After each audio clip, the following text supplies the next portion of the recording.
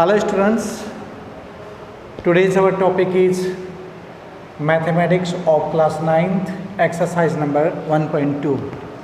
देखिए स्टूडेंट्स, कल हमने आपको 1.1 समझाई थी और आज 1.2 और इससे आगे समझा रहे हैं, ज़रा ध्यान देंगे। सबसे पहले क्या है 1.2 में ध्यान देंगे, state whether the following statements are true और फाल्स, जस्टिफाई योर आंसर, कि कौन सा कथन सत्य है और कौन सा असत्य ये बताइए और अपने प्रश्नों को स्पष्ट कीजिए। सबसे पहले ये देखेंगे हम, ध्यान देकर के देखना। फर्स्ट में पहला जो स्टेटमेंट है वो फॉल्स है, बट वाई फॉल्स क्यों है? क्या पूछा पहले में, every point lying on number line represent a rational number. ठीक है, पहला फॉल्स है। क्यों? क्योंकि अगर बात करें हम because some numbers lying on real line also represent the irrational number, क्योंकि कुछ संख्याएं जो वास्तविक लाइन के ऊपर होती हैं जो इरेशनल नंबर्स होती है, इरेशनल कहते हैं हमारी अपरिमेय संख्या होती है। दूसरा ट्रू है, तीसरा भी ट्रू है, चौथा फॉल्स है, पांचवा ट्रू है और छठा फॉल्स है, सातवां भी फॉल्स है और आठवां ट्रू है। तो सिंस क्योंकि the decimal expansion of pi is non terminating non repeating, जो पाई है उसको दशमलव पाई का मान दशमलव तक जो है नॉन टर्मिनेटिंग है और नॉन रिपीटिंग है। नॉन टर्मिनेटिंग अशांत और ठीक है नॉन रिपीटिंग बार बार रिपीट नहीं करने का है, नॉन आवर्ती। क्वेश्चन नंबर सेकंड को देखिए। अब क्वेश्चन नंबर सेकंड में इसने क्या पूछा है, ध्यान देकर के आप देखेंगे। यू नो दैट, सॉरी यहाँ पर देखिए क्वेश्चन नंबर सेकंड को, are the square root of all positive integers irrational, क्या सभी पॉजिटिव इंटेजर्स कहते हैं धनात्मक संख्याओं का स्क्वायर रूट इरेशनल होता है? नहीं, धनात्मक यानी कि परिमेय संख्या होता है? नहीं, सभी का तो नहीं होता। जैसे स्क्वायर रूट 2 दे दिया हमने, स्क्वायर रूट 4 दे दिया तो ये तो 2 हो गया। तो इसने कहा सभी का, क्या सभी स्क्वायर रूट वाली संख्याओं का मान इरेशनल नंबर होता है यानी अपरिमेय होता है? नहीं, सभी का अपरिमेय संख्या नहीं होता। अर्थात कुछ का होता है जिनके फैक्टराइज नहीं हो सकते, ओके, जो फैक्टराइजेशन में नहीं हो सकते। जैसे किसका होता है मैं आपको बता रहा हूँ, देखो होता नहीं है सभी का। क्यों? √4 को हम 2 लिख सकते हैं।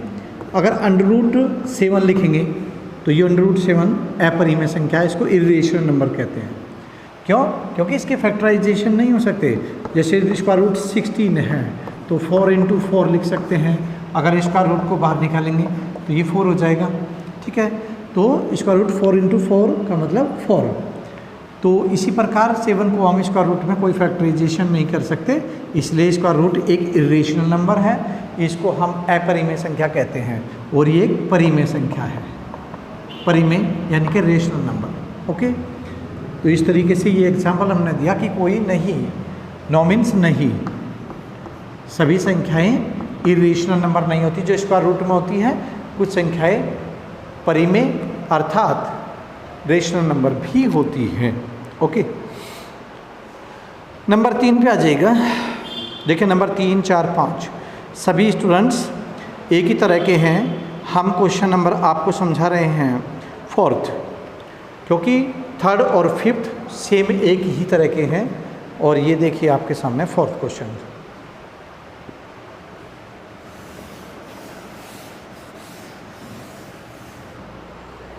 क्वेश्चन नंबर 4,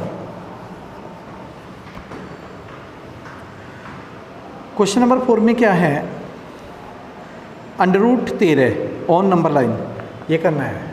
दिखाइए √13 नंबर लाइन पर दिखाइए। सबसे पहले हमें क्या करना होगा, देखिए यहाँ पर हमें x अक्ष और y अक्ष को लाइन करना होगा।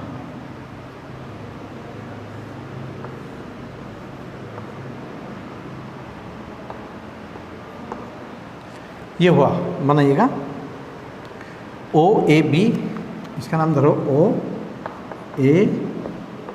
और इसे दे लो पॉइंट C, इसे मिला देंगे ऐसे यहाँ पर, ठीक है। इसके बावजूद क्या है, यहाँ पर हमें दिखाना है कि किस तरीके से हम इसे नंबर लाइन पर दिखाएंगे। हम जानते हैं कि OB² पाइथागोरस प्रमेय से हाइपोटेनियस बाई पाइथागोरम थ्योरम,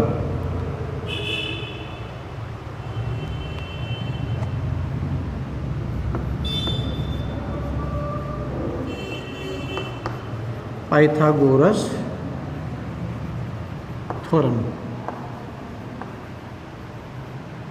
थ्योरम से RUM बाई पाइथागोरस थ्योरम हमें क्या दिखाई देना है,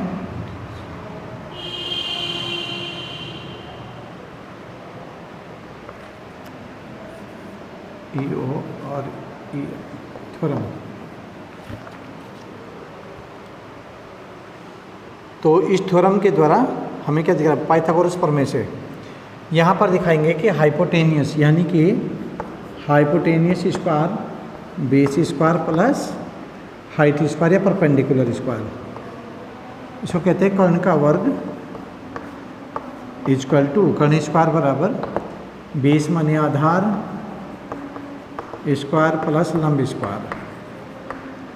ये पाइथागोरस थ्योरम बोलता है। पाइथागोरस थ्योरम से हमने क्या दिखाना है, यहाँ पर ये देखिए, ठीक है, ये जो है हमारा विकर्ण, ये कर्ण है, ये आधार है और ये लंब यानी परपेंडिकुलर है। इसको बेस, हाइट और हाइपोटेनियस बोलते हैं। अब जैसे 13 है, इस 13 को हम 2 पार्टीशन में चेंज कर लेंगे। 13 को कैसे करेंगे, यानी कि इस 13 को यहाँ लिख लीजिएगा, यहाँ देखिएगा, अगर इसको 13 को हम करेंगे 9 + 4, 9² + 4², इसे स्क्वायर रूट में कर लीजिए, यानी 3 का स्क्वायर, 3 × 9, 2 दूनी 4, ऐसे लेकिन 2 दूनी 3 × 9, 2 दूनी 4, 9 × 4 13, ठीक है जी। इसको ऐसे हम कर लेंगे और यहाँ पर क्या करेंगे, OB² कर लीजिएगा। इसको इस तरीके से हम लिख लिया, 9 और 4 13 होता, तो 3 का स्क्वायर प्लस 2 का स्क्वायर। यहाँ पर कर्ण स्क्वायर है OB² = 3² प्लस 2²। OB कितना है हमारा, स्क्वायर रूट 13 है, ये सपोज देन स्क्वायर रूट 13 है, ये यहाँ पर 3² और ये 2², यानी कि इसको 3 और 2 ले लीजिएगा। यहाँ पर 3 और 2 ले लीजिए या तो, ठीक है, 3 और 2 ले लीजिए, क्योंकि इसका स्क्वायर करेंगे ना, तो 3 × 3 = 9 प्लस क्या हो गया, 2 × 2 = 4, तो स्क्वायर को स्क्वायर रूट इधर जा कर के जो है क्या बन जाएगा, यानी कि हमें करना है OB = 9 × 4 13 का स्क्वायर रूट। तो ये हमारा 13 का स्क्वायर रूट आ गया, OB स्क्वायर रूट 13 हो गया। अब यहाँ से इसको केंद्र मान करके इस तरीके से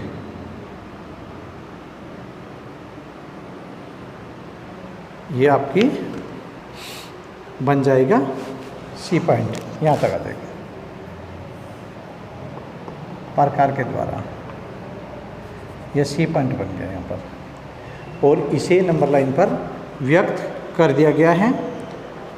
√20 को मानते हुए ये आपका √20 आ गया कम्प्लीटली, यहाँ से लेकर के यहाँ तक का जितना भी परिणाम हुआ, इसका √13 आ गया, सॉरी 20 नहीं 13 है, और इसका मतलब है कि ओ ए बराबर O C, O A equal to O C O B, यहाँ लिखेंगे इसलिए therefore O B equal to O C. तो यही इसमें दर्शाया गया है, बराबर √13 ये है, √13 ये है, तो इसका √13 आंसर। तो इसी तरीके से क्वेश्चन नंबर हमारा है 3rd, 4th और 5th। अब आती है एक्सरसाइज 1.3। 1.3 में क्या है देखिए ध्यान दे करके।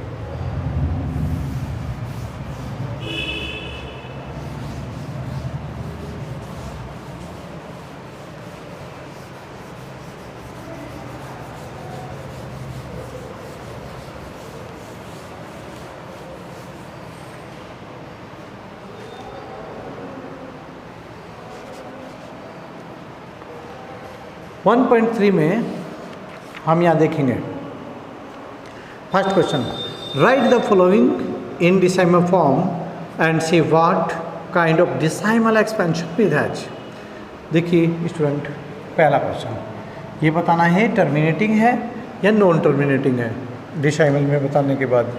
तो 36/100 क्या करेंगे, वह संख्या जो किसी भी संख्या को अर्थात अंश को हर से डिवाइड करने के बाद, जैसे 25 है, ठीक है, हमने ये क्या है 25/5 है, सपोज देन ये संख्या है, इससे इसको पूर्ण रूप से डिवाइड कर देंगे, कंप्लीट डिवाइड हो गया, ये हो गया डिवाइड। कंप्लीट डिवाइड मीन्स कुछ भी चीज़ ना बचना। तो उसका मतलब क्या है, ये हमारा टर्मिनेटिंग डेसिमल है। और यदि यहाँ पर कोई शेष बचे, सपोज देन यहाँ 21 है, ध्यान देना, और हमने क्या किया, इसी से 20 से 5 से इसको डिवाइड कर दिया, 5 4 जा 20, 1 बच गया, तो ये नॉन टर्मिनेटिंग है, non terminating decimal. Okay, non terminating decimal. अब यहाँ क्या करेंगे, सपोज दैट इसको पूर्ण रूप से हम डिवाइड, यहाँ 0 लगा ले, पॉइंट लगाया तो 0 डाल ली, 5 दूनी 10, ये टर्मिनेटिंग हुआ, ये भी टर्मिनेटिंग है। और नॉन टर्मिनेटिंग क्या है, बार बार रिपीट करना, किसी भी चीज़ को बार बार रिपीट करना नॉन टर्मिनेटिंग आता है। जैसे बहुत सारे क्वेश्चन आगे मैं बताऊंगा आपको। तो ये क्या हुआ, 1 2 यहाँ पर पॉइंट लग जाता है, 0.36 टर्मिनेटिंग डेसिमल, ठीक है, यानी कि शांत दशमलव निरूपण, शांत दशमलव निरूपण है। तो नॉन टर्मिनेटिंग को अशांत दशमलव निरूपण कहते हैं स्टूडेंट्स, ठीक है जी। जैसे 1/11 है, अभी नेक्स्ट मैंने बताया था ना, टर्मिनेटिंग नॉन टर्मिनेटिंग किसे कहते हैं, जो टर्मिनेटिंग है कि कंप्लीटली डिवाइड हो जाए उसे नॉन टर्मिनेटिंग कहते हैं। और नॉन टर्मिनेटिंग क्या होता है, देखिए यहाँ पर हम ध्यान दे रहे हैं। सपोज दैट नंबर 2 पे आते हैं। नंबर 2 में हमें क्या करना, क्या दिखाई दे रहा है, ये आपको दे रहा है कि अंश बटे हर। इसमें ऊपर वाली जो सम्स है, जो मतलब नंबर है, इसको अंश कहते हैं, नीचे वाले को हर कहते हैं। इससे हमें इसको डिवाइड कर देना है हर से, अंश को हर से डिवाइड करना है। तो यहाँ पर 11 से पॉइंट लगाया, 0 नहीं चलती, फिर 0, तो एक 0 और लगा देंगे, ठीक है, भाग देना। तो 11 9 जा 99, 11 9 जा 99, फिर कितना 1, वही हाल है, क्या हो जाएगा, फिर 0 उतार लेंगे, चलते 0, फिर 0, फिर 9 जा। तो इसी तरीके से आते रहेंगे, 99 99 ऐसे आते रहेंगे, और यही 1 बचता रहेगा, और यही फिर 0 0 उतार के फिर ये बार बार रिपीट होती रहेगी। तो ये हो गया 0.09 रिपीटिंग, इसको कहेंगे अशांत दशमलव निरूपण, अशांत दशमलव निरूपण, ठीक है, यानी non terminating decimal, non terminating, ठीक है। तो ये नॉन टर्मिनेटिंग हुआ। उसी संख्या का कि बार बार 9 0 9 0 9 0 9 यही आता रहेगा बार बार। तो जो बार बार रिपीट हो जाए, देखो पेयर, ये पेयर बन जाते हैं, इसी तरीके से रिपीट होते रहेंगे 0 9 0 9 0 9, ठीक है ना। तो 0 9 0 9 0 0 9 0 9, ये हो गया ना यहाँ पर 0 9 0 9 और 0 9। तो इस तरीके से रिपीट होता चला गया। तो इसे हम क्या कर देंगे, सिर्फ एक ही पेयर को, एक ही कपल को हम क्या कर देंगे 0 9 रिपीटिंग। और जितनी चीज़ रिपीट हुई, ये नहीं कि इसके साथ 0 भी रिपीट हो रही है। अगर सपोज देन अकेला 9 रिपीट होता, 0 ना होती, तो इसे 9 रिपीटिंग लिख देते। समझ गए? Okay, clear? चलिए आगे।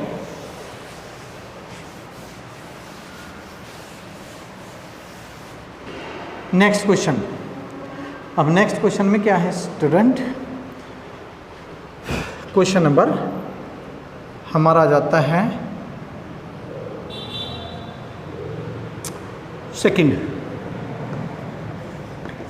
क्वेश्चन में क्या है, you have that 1/7 equal to 0.142857 repeat, can you predict what the decimal expression of 2/7 3/7 इन सभी का without actually doing the long division, if so तो how, कैसे, यदि हाँ संभव है तो कैसे इनको हम बिना भाग दिए कैसे करेंगे। बिना भाग दिए हमें इनका मान बताना, हम जानते हैं हमें दिया हुआ है 1/7 इक्वल टू कितना दिया हुआ है 0.142857 रिपीटिंग दिया इसको, यानी टाइम्स इतनी बार दिया है, सबको रिपीट किया, बार बार रिपीट, ठीक है। तो यहाँ पर किसका मान फाइंड करना है, 2/7 का मान फाइंड करना है। देखिए 2/7, जबकि 1/7 का हमें वैल्यूज दी हुई है, तो इसे क्या लिख लेंगे 2 × 1/7, क्योंकि 2/7 को 2 × 1/7 लिख सकते हैं, क्योंकि 2 1 2 2/7। अगर हम 2/7 को 2 × 1/7 भी लिख सकते हैं, ये ध्यान रखना। अब यहाँ पर क्या है 2 × 1/7, यानी 2 में 1/7 का जो वैल्यूज़ है, ये वैल्यूज़ इस वैल्यू की मल्टीप्लाई कर देंगे 2 में, तो 0.142857 रिपीट की मल्टीप्लाई कर देंगे 2 में, और ये डबल हो जाएगा इसका, ठीक है जी। इसका रिपीट कैसे हो जाएगा, ये 2 7 14 2 5 10 11 और 2 8 16 1 17 2 2 4 1 5 2 4 8 और जी 2 1 2.0, ये भी रिपीट में आएगा। तो ये इसका आंसर हो सकता है 2 7 14 2 5 10 11 2 8 16 1 17 2 2 4 1 5 2 4 8 2 1 2। तो ये इसका आंसर हुआ। तो सभी को हम ऐसे निकाल सकते हैं, क्योंकि 1/7 का जो वैल्यूज दिया हुआ है, 1/7 का जो वैल्यू दिया हुआ है वो u है, और इसको 2 में मल्टीप्लाई करके हमारा 2/7 का मान कंप्लीटली आ जाएगा। यहाँ पर 2/7 इक्वल टू ये, दैट्स ऑल। तो 2/7 का मान ये आ गया। इसी प्रकार 3/7 का मान कर देंगे। 3/7 में क्या करेंगे, यहाँ 3/7 को लिख देंगे 3 गुना, यानी कि 3 गुना 1/7, 1/7 का वैल्यू ये 3 की मल्टीप्लाई कर देंगे इसमें, तो ये 3/7 बराबर फिर 3 से इसमें मल्टीप्लाई होकर जो आएगा वो इसका वैल्यूज आ जाएगा। इसी प्रकार 4/7, इसी प्रकार 5/7 और 6/7 का भी आ जाएगा। ओके, क्वेश्चन नंबर 3 की ओर चलते हैं। देखिए क्वेश्चन नंबर 3 में क्या है स्टूडेंट्स, आप ध्यान दे करके देखिए, अच्छी तरीके से समझेंगे। क्वेश्चन नंबर आता है 3 में express the following in P/Q। देखिए इसको P/Q के रूप में लिखना है। P/Q के रूप में एक रेशनल नंबर होती है माय डियर स्टूडेंट्स। P/Q के रूप में क्या लिखा जाएगा, एक रेशनल नंबर लिखी जाएगी। जो संख्या P/Q के रूप में लिखी जाएगी वो रेशनल यानी कि परिमेय संख्या होती है। तो कैसे लिखेंगे, जैसे हमें सवाल दिया, क्वेश्चन दिया गया है, पहला फर्स्ट सम है हमारा 0.6 टाइम। तो क्या करेंगे इसको 0.6 टाइम्स को यहाँ लिखेंगे लेट x इक्वल टू 0.66, क्योंकि टाइम्स को कितनी भी बार रिपीट कर सकते हैं हम, 1 2 3 4 5 6 बार, कितनी भी रिपीट, 6 को 6 बार भी रिपीट कर सकते हैं, 3 बार मैंने किया है। यहाँ पर क्या लिखेंगे, आप दोनों तरफ 10 से मल्टीप्लाई कर देंगे, इधर लेफ्ट साइड में भी और राइट साइड में भी 10 से। क्यों? एक रीज़न होता है 10 से ही हमने क्यों किया, क्योंकि डिसामिल के बाद एक ही डिजिट है, एक ही संख्या है। अगर हम इस डिजिट को डबल कर दे तो 100 से डिवाइड जो है दोनों तरफ मल्टीप्लाई हो जाएगा। तो दोनों तरफ 10 से मल्टीप्लाई करने पर ये 6.666 हो गया इक्वेशन नंबर फर्स्ट और इक्वेशन नंबर सेकंड। अब क्या करेंगे, यहाँ पर सब्ट्रैक्ट कर दो, घटाओ और सब्ट्रैक्टिंग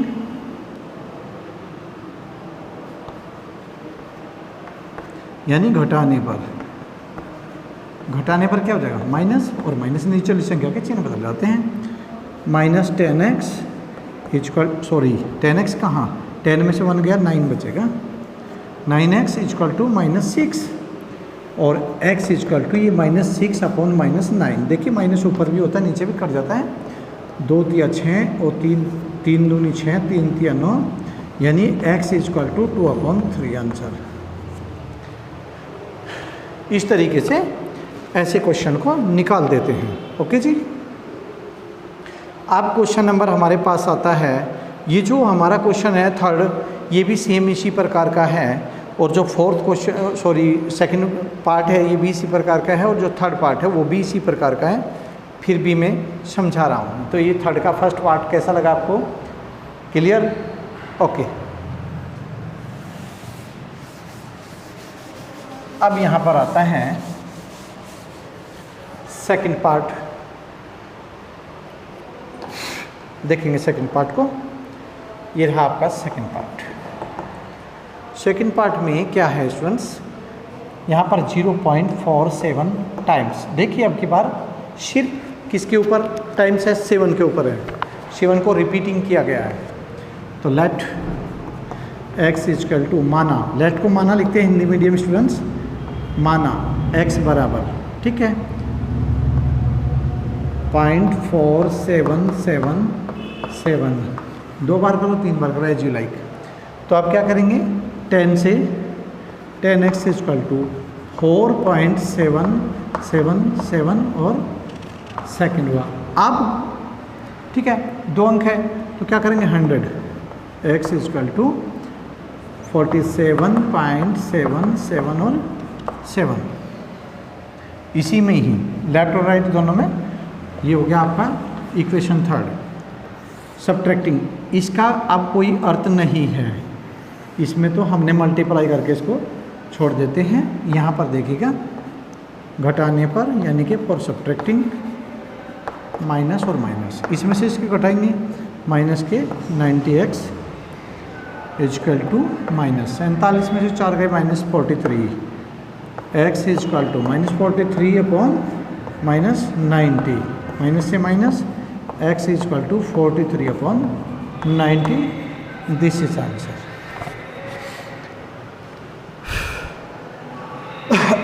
ये हमारा सेकंड पार्ट स्टूडेंट्स हुआ। Understand, clear? नेक्स्ट, अब इसका थर्ड पार्ट आप अपने आप निकालेंगे, सिंपल है, बहुत इजी है ये भी, ठीक है। Question number 4। अब आते हैं क्वेश्चन नंबर 4 की ओर। देखिए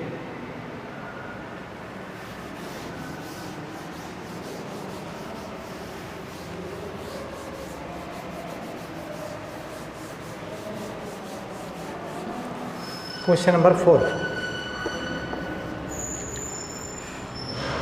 express 0.99999 in the form of P upon Q। ठीक है, कैसे करेंगे, सेम बिल्कुल इसी प्रकार है, कितनी भी टाइम्स हो 99, तो इसको हम क्या करेंगे 0.9 टाइम्स। भाई बार बार रिपीट होने का मतलब अभी तो बताया मैंने कि उसको रिपीटिंग लिख देंगे इसके ऊपर, ठीक है। फिर वही x इक्वल टू कर देंगे, x equal to let x equal to, माना कि x बराबर 0.99, equation first.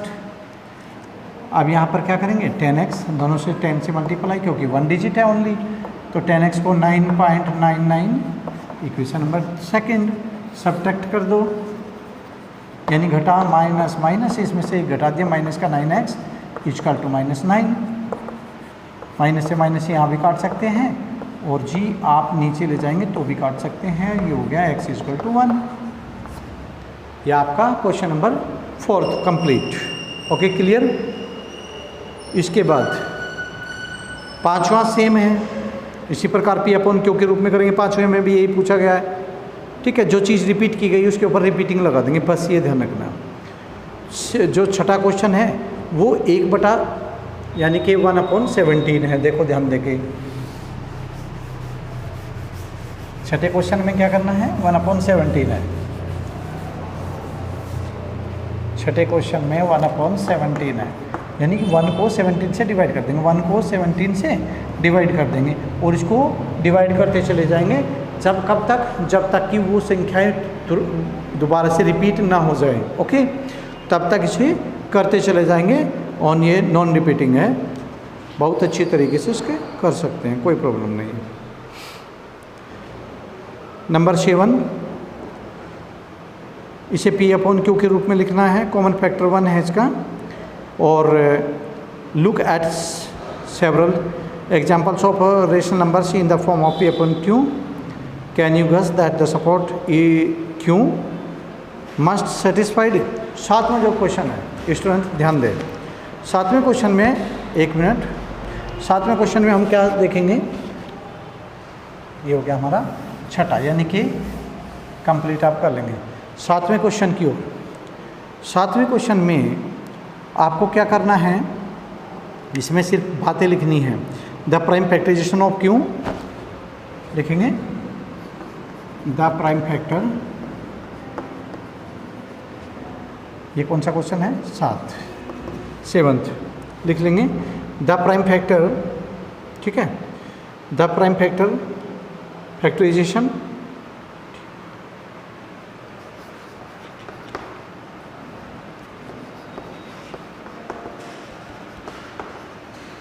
prime factorization of Q has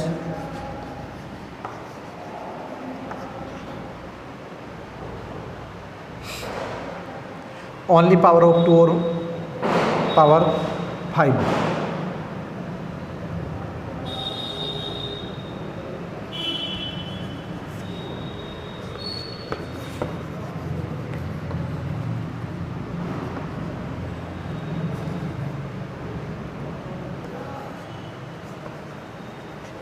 powers 5, ठीक है। पावर 5 बोथ, दोनों की दोनों पावर होती है इसकी, और 5 बोथ। जिस संख्या में, देखिए यहाँ पर 2 और 5 दोनों ही पावर्स में होते हैं, तो वे संख्याएं हमारी क्या होती है, उसको हम क्या कहेंगे, टर्मिनेटिंग या नॉन टर्मिनेटिंग। जो संख्या हमारी पावर में होती है 2 और 3, तो उसको हम क्या कह सकते हैं, ध्यान दें। The prime factorization of Q has only powers of 2 और पावर 5 आर बोथ। उन्हें हम कह सकते हैं कि ये हमारी रेशनल नंबर की पावर है, और P और Q इंटेजर्स है which no common factor other than 1। तब एक से ज़्यादा कोई कॉमन फैक्टर नहीं हो सकता, ठीक है जी। एक से अधिक कोई गुणनखंड इसका नहीं है, तो हैविंग टर्मिनेटिंग होगी वे, हैविंग टर्मिनेटिंग, ये टर्मिनेटिंग होगी, अर्थात शांत दशमलव निरूपण में इसको काउंट किया जाएगा। तो यही इतना इसमें लिखना है और कुछ नहीं करना। 8वां 9वां 10वां आपके कोर्स से आउट ऑफ कोर्स है, इसको आप हटा देंगे, ठीक है। इसके बाद आता है 1.4 आउट ऑफ कोर्स है, ये नहीं करना आपको, लेंथ से करना है, नहीं करना। इसके बाद 1.5, ये 1.5 आपको कराएंगे। और स्टूडेंट्स 1.5 हम कराएंगे कल, ठीक है। 1.5 हम कल कराएंगे, 1.5 और 1.6 ये कल आपकी फिनिश हो जाएगी। लेकिन उम्मीद यही रहेगी कि शायद आप अगर इन्हें ध्यान से करने की कोशिश करेंगे तो 100% आपकी समझ में आएगा। और यदि आप इन्हें बिल्कुल नासमझी से करेंगे, बिना देखे करेंगे और ढंग से नहीं करेंगे तो आपके कुछ भी समझ में नहीं आएगा। देखिए ये 1.3 की कंप्लीट हो चुकी है, 1.4 भी कंप्लीट हो चुकी, 1.4 आपकी कंप्लीट हो चुकी है, 1.5 यहाँ पर चला हुआ है, 1.4 तो आपकी शायद कटवा दी है ना, हाँ 1.4 कटवा दी है, 1.5 आपकी ये कल और 1.6 ये कल क्लियर हो जाएगी। और इनको फेयर कॉपी में करिए, और यदि कोई प्रॉब्लम आपको फिर भी नज़र आती है तो जिस दिन आप कॉपी चेक कराने आएंगे उस दिन आप पूछ सकते हैं, ठीक है, सब्जेक्ट टीचर से या किसी भी टीचर से आप मिल करके उसका समाधान करा सकते हैं। The solution is very compulsory to have you and it is very most important opportunity to sit at your home getting the study with your parents in the care of parent, ठीक है, of your parents. It is very necessary and stay home, stay safe. Bye.